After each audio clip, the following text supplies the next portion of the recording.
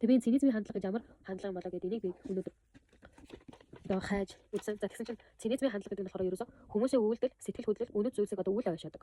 Үл итгэдэг.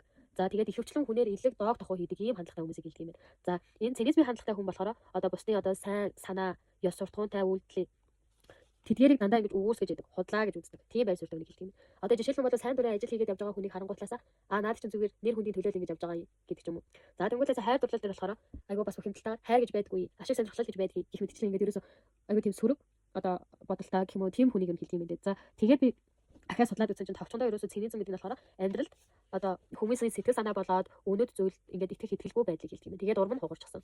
Гутран үзэлтэй хүнийг илэрхийлдэг юм байна лээ. За тэгээд энэ нь одоо амьдралд хошигнол байдлаар илэрч болдог ч гэсэн ерөнхийдөө одоо хүний мөн чанарт идэхгүй байгаа байдлыг одоо цинизмын хандах хандлага гэж хэлдэг юм байна лээ. За тэгээд энэ номоор мэдээ цаашаа үргэлжлээд явна. Одоо зөвхөн яг ихний нэг хэдэн хуудсан дээр гарсан сонирхолтой зүйлүүд